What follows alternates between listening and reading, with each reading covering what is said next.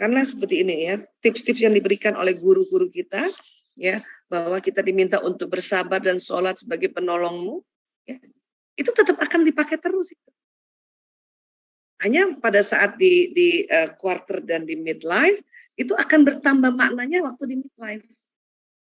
Karena saking ilmu yang diulang-ulang itu akan ada tambahan makna, ya, memberi makna baru di dalam otak kita. Makanya tidak apa-apa kita pakai terus itu teknik-tekniknya. Dan teknik paling afdal itu tadi sabar dan sholat. Jadikan sabar dan sholat sebagai penolongmu. Tapi yang namanya sabar tuh bukan menengwai, diem, ya, terus ngurut dada, biarin, aku sabar. Bukan, itu bukan sabar itu mendem namanya. Ya, jadi sekali lagi, sabar itu salah satunya adalah dengan belajar. Ini dalam manifestasi kesabaran. Dan buat teman-teman yang Mas Lutfi kan, Mas Lutfi jadi kalau 97 berarti kan sekarang 27 ya? 25 Bu. 25 ya? Udah ya. Menikah? Sudah menikah? Belum. Nah, kita doakan sama-sama nih, alhamdulillah. Amin. 78 orang mendoakan Ustadz Lutfi menikah cepat. Amin. Allahumma ya rabbal alamin. Nah, ini kerennya buat teman-teman yang belum lagi masuk di usia-usia yang tadi kita bahas, sudah banyak belajar, sudah rajin taklim, sudah juga senantiasa mengaji dan mengkaji. Ini insya Allah menghadapi masa-masa krisis itu insya Allah akan terlewati dengan baik. Ya, makanya hidup para pemuda yang rajin belajar, yang menambatkan akal dan kolbunya sering di masjid. Ya, insya Allah. Baik, ada lagi? Baik Ibu, ada pertanyaan selanjutnya lagi Bu. Bagaimana cara kita memanage emosi untuk senantiasa stabil dengan kondisi di midlife crisis ini?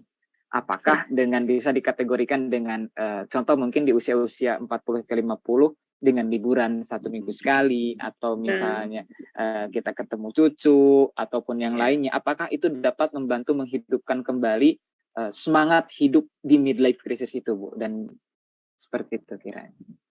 Ya, pertama tuh gini ya, untuk kita menghadapi midlife crisis ya, kita istilahnya gini, kita terima ya, kita harus terima nih, ya, menerima kondisi ini. Ini cara pertama sebetulnya, bahwa ya Allah saya di usia rentang usia midlife crisis.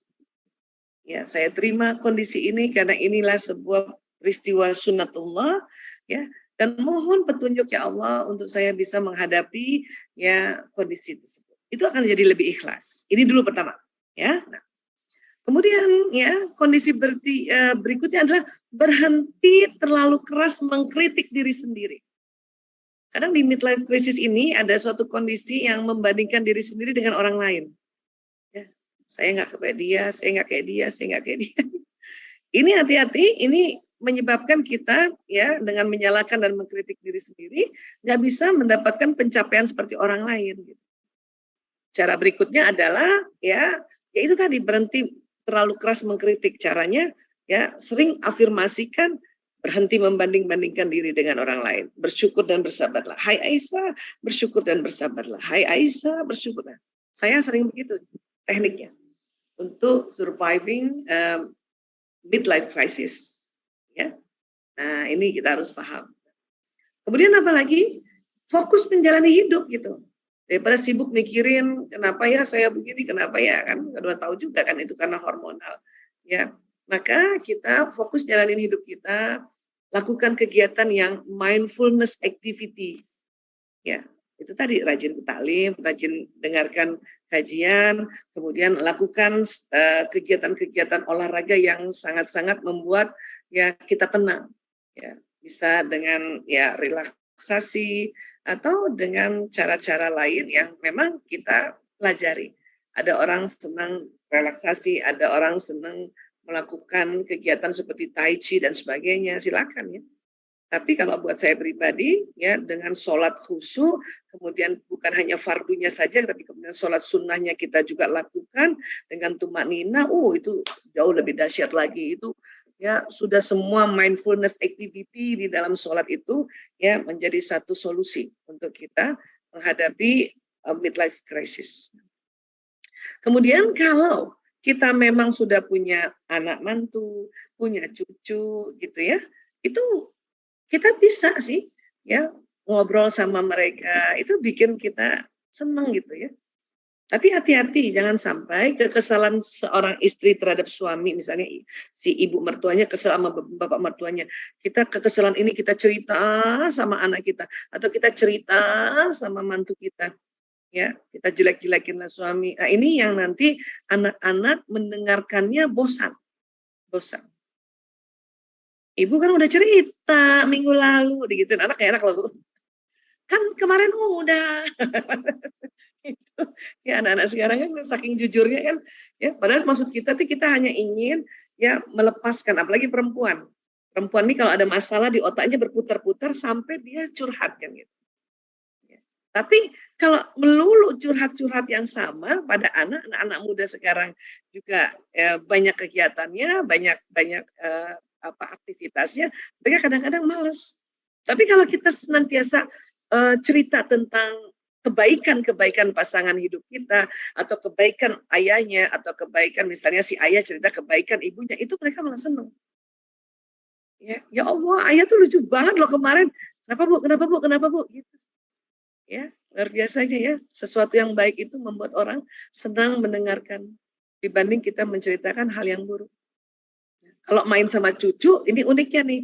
Ya, oma-oma walaupun saya sebetulnya belum jadi oma juga, tapi saya memperhatikan fenomena oma.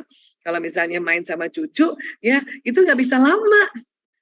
Ya paling 1 jam. Habis itu, kalau cucunya anak laki, loncat sana, loncat sini, saya perhatikan ada oma-oma, udah, ayo kamu bawa pulang sih anakmu nih. Ibu mau istirahat, ada yang begitu. Saya kira itu tergantung watak ya omanya ya. Watak-watak plegi, oma yang plegi malah cucunya yang urus omanya kan gitu. Ya, nah untuk itu maka ya kita juga perlu mengerti bakat kita sehingga kita untuk menghadapi midlife crisis agar kita tetap tenang ya kita me time berdasarkan bakat kita. Ada orang yang punya kecerdasan naturalis, dia senang me time-nya ya bercocok tanam di kebunnya walaupun kebunnya kecil, duduk-duduk lihat hasil tanamannya. Oh, itu juga akan membuat seseorang menjadi sangat-sangat rileks, mengembirakan. Ada juga kita midlife-nya senang baca novel, silakan. Karena itu sesuai dengan bakatnya. Orang yang senang baca buku, baca novel itu punya kecerdasan intrapersonal. Nah, kalau saya mah senang ngobrol, misalnya Adi Bebu kayak gitu, berarti punya kecerdasan bahasa dan interpersonal gitu. Ya, tinggal hati-hati kalau ngobrol dan ingin mencurahkan perasaan, ya, supaya lebih private, ya Bunda cari teman yang amanah, kan gitu ya. Tapi kalau Bunda atau teman-teman perempuan misalnya merasa, aduh nanti dia bosen dengerin aku ngomong padahal kita kasusnya itu, ya carilah tenaga profesional kan gitu. Karena tenaga profesional itu disumpah untuk mau mendengarkan curhatan seorang ya klien walaupun dia ulang-ulang itu. Apalagi kalau kita sudah mengerti otak perempuan, ya. Nah, kemudian apalagi yang bisa kita lakukan, ya, buatlah sesuatu walaupun itu perubahan kecil. Daripada kita selalu merasa ingin melakukan perubahan besar. Oh nih nanti kalau saya sudah parubaya, saya akan bikin satu misalnya ya satu bisnis yang besar, misalnya kayak gitu. Itu kadang-kadang niatannya bagus, cuman kemampuan fisik untuk melakukannya itu kan menurun. Ya. Untuk itu maka lakukan aja yang bisa dilakukan perubahan kecil. Apa sih? Ya tadi. Lakukan me time tadi atau hobi tadi, dan hobi itu berdasarkan dari bakat kita. Ya, yang penting waktu kita mengerjakan, kok kita happy ya, kan gitu. Kok kita senang ya, iya. Karena apa yang kita kerjakan sesuai bakat kita, ini akan menstimulasi hormon dopamin yang ada di kelenjar pituitari kita. Ya, nah inilah beberapa surviving dari midlife crisis kita yang nanti saya bisa bagikan ini. Nanti modul ini Ustadz Lutfi akan saya kasih ke panitia nanti. Boleh teman-teman yang berharap silakan ambil. Ya, demikian Ustaz. Baik, jazakumullah khairan katsiran Ibu. Amin, amin, ya. Kita berikan kesempatan kepada para jamaah yang kiranya ingin bertanya secara langsung kepada Bu Aisyah. Kita persilakan 1 atau 2 jamaah. Kiranya bila memang ada yang ingin bertanya langsung kepada Bu Aisyah, dipersilakan raise hand. Nanti akan Lutfi persilakan untuk membuka mikrofonnya. Ya, mangga, silakan.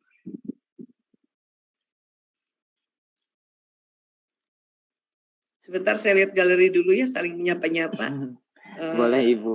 Oh iya, hanya tapi yang on cam hanya Mak Ranti aku lihat nih. Mak, apa kabar Mak? Alhamdulillah baik Ibu. Masya Allah, lagi di mana? Habis syuting sekarang masih di kantor. Alhamdulillah. Oh iya hari Jumat ya, Alhamdulillah Jumat barokah. Menjelang asar ini. Terima kasih Mbak Dona undangannya, Masya Allah. Alhamdulillah. Nah, Ya. Sama-sama Ibu. Masya Allah. Iya. Dalam perjalanan kah? Masih Ibu, ini perjalanan saya menuju Cisarua. Oh, Alhamdulillah. Fi Iya. amanillah, lancar ya perjalanan. Jadi maaf saya video off tapi saya tetap mendengarkan, mengikuti kajian. Alhamdulillah. Ini enaknya kalau kajian Zoom. Kita bisa mengerjakannya sambil juga mengerjakan pekerjaan yang sudah ada duluan kah atau sudah jadi enak ya. Alhamdulillah. Jadi dapat dua manfaat Ibu. Itulah makanya. Tapi saya senang sekali ini teman-teman semua banyak masukan knowledge mengenai midlife crisis.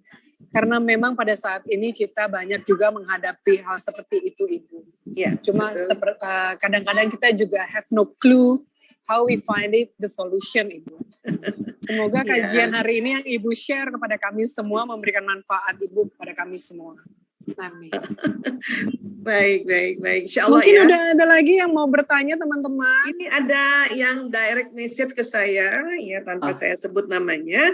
Boleh. Jadi seorang ibu bertanya bagaimana caranya agar anak laki-laki saya mau menikah, sudah bekerja dan usianya 29 tahun. Bismillah Bu, ya memang sekarang usia menikah pada anak laki-laki itu biasanya agak mundur nih ya, gitu. Udah 29 tahun belum menikah. Anak saya juga gitu yang pertama. Tapi insya Allah sudah ada rencana, insya Allah tahun depan gitu ya. Jadi anak laki-laki itu kadang mundur, dia kepengen menikahnya di usia 30 tahun misalnya. Nah sekarang kita bisa ajak bicara ananda kita yang serius Bu, anak laki-laki sudah bisa dipanggil serius. Nah kalau mau bicara masalah planning seperti itu, ya anak laki-laki maunya tidak sambil lalu, sambil serius gitu. Dan tentunya perhatikan kalau kita ingin memberi nasihat pada anak laki-laki, ya ajak dia makan berdua. Karena bapak-bapak ya atau laki-laki itu yang dianggap serius itu waktu kita makan. Ya nggak sih Ustadz Lutfi? Kalau diajak nego sama seseorang sambil makan itu dianggap serius kan? Betul Ibu. Iya, hindari sambil lalu. Misalnya seorang ibu sambil lalu aja, anaknya mungkin lagi main game atau lagi pegang laptop. Kamu nih udah 29 tahun udah kawin-kawin ini gimana sih? Kapan sih mau kawinnya? Udah tua tahu. Itu anak laki-laki gituin. Karena buat anak laki-laki usia 29 tahun ini sudah ya usia yang dia senang diajak bicara serius dan pertanda seriusnya itu adalah tidak sambil lalu dan sambil diajak makan. Ya. Berikutnya ya karena kita punya sinyal, seorang ibu punya sinyal dan sinyalnya anak sama dengan sinyal ibu, maka perkuatlah itu sinyal kita dengan mendoakan ya Allah, anakku sudah 29 tahun. Ya, insya Allah dengan izinmu ya Allah, engkau pertemukan jodohnya ya Allah. Ya, lapangkanlah dia punya pikiran dan kolbunya untuk menerima calon yang engkau pilih. Karena gitulah, sambil ibu ngebayangin. Ya, dan biasanya Bun, ya kalau kita sudah mendoakan anak kita, Allah akan mempercepat pertemuan itu. Hanya terkadang kita yang jadi ibu, punten, ya suka milih-milih. Ya, suka milih-milih gitu. Apalagi kalau nggak belajar watak. Anak kita misalnya anak yang pemikir, rapi, kemudian detil gitu ya. Setelah ibunya mendoakan atau anak ini berdoa untuk dipertemukan jodohnya, ya beberapa hari atau beberapa minggu kemudian adalah seorang perempuan yang aktif, spontan, ceria, tapi sedikit berantakan, ya sedikit pecicilan gitu ya. Nah, kalau kita nggak belajar tentang watak, kita menganggapnya nggak cocok nih sama anak saya kan rapi. Gitu. Nah, kita yang menganulir doa itu berarti. Karena biasanya anak-anak yang rapi jali, anak-anak yang perfect seperti itu, dapat pasangannya yang lincah, yang memang agak berantakan gitu, dan agak banyak bicara, dan itulah pasangannya kan gitu. Ya. Atau justru anak laki-lakinya ini yang belum belajar watak, sehingga dia mempunyai target yang saya maunya yang begini, padahal yang Allah tunjukkan jodohnya yang berlainan watak dengannya. Karena sesungguhnya ya watak suami istri itu akan bersilang. Nah, nanti Ustadz Lutfi juga gitu. Udah punya calon belum? Belum, Ibu. Nah, ini kita kasih contoh nih. Ya, tapi sudah doa belum untuk dipertemukan jodoh? Insya Allah. Betul. Insya Allah, Ibu. Betul. Iya. Sejak kapan doanya? Baru-baru ini sih, Bu. Baru-baru ini. Ya, amin, kita aminkan ya. Nah, Ustadz Lutfi berada di syukur di kelompok atau di taklim yang sinyalnya agak panjang-panjang nih.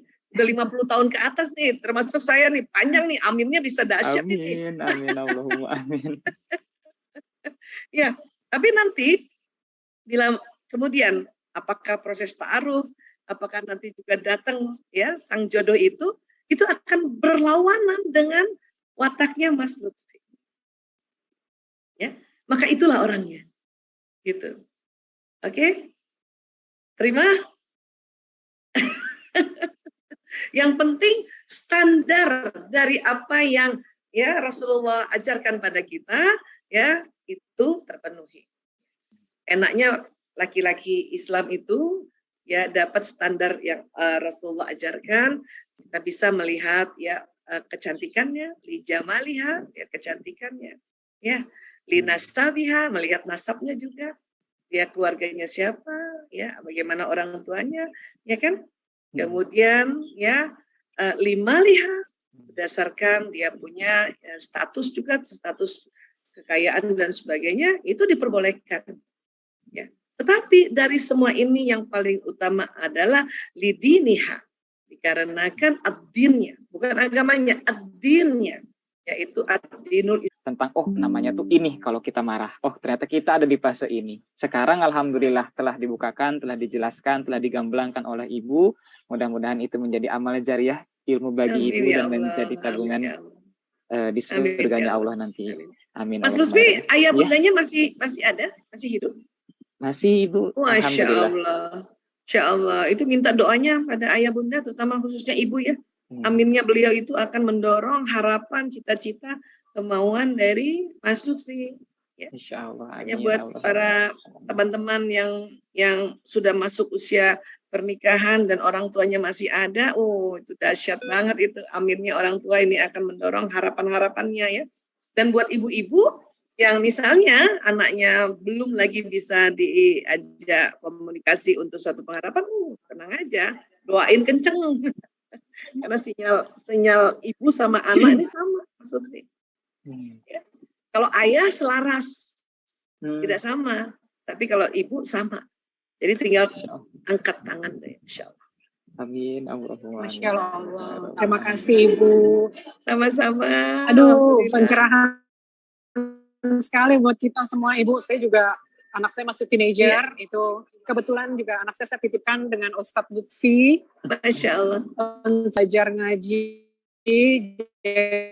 Jadi ya, Ustadz Lutfi juga sabar sekali ngajarin anak saya. Ya, Ustadz ya, terima kasih. Ini orangnya Ustadz. damai Bu Dona. Ya, peace. Terima kasih. Ada Bu Elvina juga. Saya lihat wajahnya. Hai Ibu. Masya Allah. Ada Mbak Hani. Ibu Elvina ini jago masak. Masya Allah, alhamdulillah. Pokoknya ibu-ibu berbahagialah. Kita punya sinyal yang sama-sama anak, ya. Anak-anak yang sudah mulai remaja, bahkan yang sudah mulai usia dewasa, itu berbeda treatmentnya, ya. Yang penting kita doakan. Saya justru sudah punya cucu. Wah, makanya. Lagi nih Bu Elvina. Ya Allah, ini oma muda. Saya terima kasih sekali bisa bergabung di sini dengan dan terima kasih untuk Ibu Dona selalu sama-sama, share Bunda. Alhamdulillah. dan Bunda ini luar membuat biasa hati saya ini, damai. Ibu Ustazah, Iya, baik sekali. Masya Allah. Bu Sering Elvina, kirim makanan. saya tanya Ya. boleh ya? Ya boleh. Gimana dengan cucu? Very happy dengan cucu, beda ya dengan anak ya. Sangat sangat happy, walaupun saya kebetulan saya pribadi saya oke. senang anak-anak, jadi nggak ada kata aduh capek atau gimana yang Nah. tadi tuh ya. Seneng ganggu banget dan tuh gimana. kalau punya oma kayak gini. Justru saya malah senang bermain dengan mereka tanpa diminta oleh anak-anak gitu. Minta tolong jagain dong, tolong enggak. Justru saya senang gitu loh. Justru itu yang membuat imun saya naik, bermain dengan mereka walaupun capek ya Bu ya. Apalagi kalau di US nggak ada yang bantuin, tapi kok merasa biasa. imun saya Banget. naik, senang, bahagia. Iya begitu Bu. Mantap. Alhamdulillah. Terima kasih. Jadi cucu ada berapa jadinya semua total? 3. Wow. Laki berapa, perempuan berapa? 3-tiganya laki-laki. Wah. Alhamdulillah. Itu kalau kumpul asik banget itu, kebayang luar biasanya. Iya. Dan biasanya Iya. anak laki tuh sayang sama omanya loh.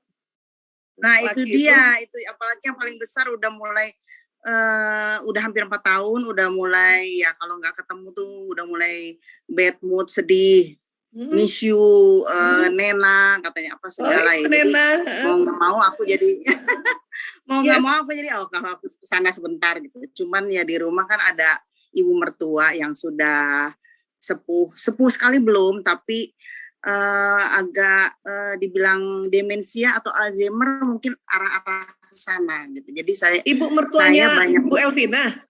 Iya. Allahu Akbar. Gitu. Berapa tahun usianya? 78 tahun. Masya Allah. Itu sinyalnya panjang banget itu. Iya. Aminnya beliau yang ini akan yang bikin sukses. Walaupun Insya memang Allah. ya mungkin usia 78 itu kadang-kadang demensia. Iya, demensia dan sekarang lagi bad moodnya lagi banyak daripada tidurnya dia. Iya. Terus gitu. Iya. Dan saya ya harus banyak-banyak ya. Iya. Gitu kan belajar. Hampir setiap hari saya buka YouTube-nya Dr. Aisyah. Hampir setiap hari untuk menenangkan saya. Ini apa? Masya Allah, ya Allah, ya Allah, Alhamdulillah. Hari banyak belajar supaya saya lebih tenang, supaya saya lebih banyak apa yang harus saya lakukan gitu loh. Saya nggak mau salah, nggak mau dosa atau gimana gitu ya. Jadi saya mau tetap barokah, tapi tetap tenang gitu loh. Yes. Barokah, tenang, senang, karena ngerti gitu. Iya, karena paham. Itu derajatnya, kemuliaannya lebih tinggi lagi, Bu Elvina. Iya. Apalagi ini ibunya suami. Dahsyat. Ibu mertua saya. Iya. Ini yang bikin Ibu Dona insya Allah senantiasa sukses, sehat walafiat, ya, dan barokah. Ini karena ibunya suami itu di atas kita soalnya posisinya. Masya Allah. Iya. Karena aminnya beliau ini itu mendorong sinyal suami Bu Elvina, gitu. Dia mendorong sinyal, narik gitu. Walaupun kondisinya mungkin ada Alzheimer kah, kondisinya demensia, ya, tetapi dengan dia senang melihat perlakuan anaknya, perlakuan anak mantunya, perlakuan cucu-cucu cicit-cicitnya, itu keren banget. Itu tuh kalau di rumah, apalagi di rumah ya.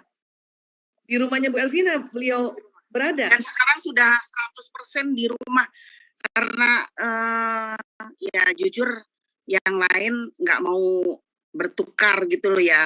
Karena mungkin mereka sibuk atau terganggu atau gimana nggak ngerti. Ya udah saya siap, saya ngurus beliau. Itu keberuntungannya Bu Elvina berarti? Insya Allah. Keberuntungannya.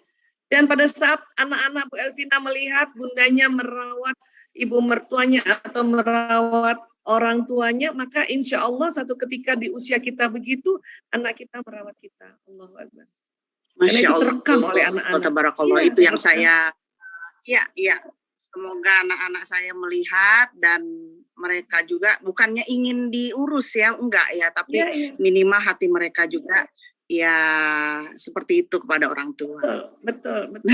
Karena pada saat kita sekarang oke lah, belum sampai di usia gitu. Di usia itu kan kita kadang-kadang kendali akal kita juga tergerus dengan atrofinya otak ya. Maka karena anak-anak merekam apa yang dilakukan ibunya terhadap orang tuanya ya, atau ayahnya terhadap orang tuanya, itu otomatis nanti dia akan lakukan itu, Masya Allah. Itu keberuntungan buat kita yang merawat orang tua, baik orang tua kandung kita maupun mertua kita, Masya Allah. Ya. Masya Allah, mudah-mudahan. Saya mantap, Masya Allah, Bu Elvina. Alhamdulillah. Terima kasih, Bu Esa. Sama-sama. Jujur ya, itu setiap hari saya selalu mendengar sedikit resah, buka. Dokter Esa, buka. Terima kasih. Sampai suami saya itu bagus, itu kamu dengerin itu bagus, kata suami saya gitu. Masya Allah, salam Karena hormat. banyak juga untuk bapak-bapaknya banyak juga. Ibu-ibu harus mengerti, ibu-ibu harus mengerti. Oh, jadi bapaknya, bagus itu dengerin itu. Masya Allah. Salam hormat buat suami dan ibu mertua ya, Bu Elvina ya. Insya Allah kita semua semakin menjadi istri soleha, anak yang soleha, insya Allah. Amin. Masya Allah. Amin ya Rabbal Terima Alamin. kasih.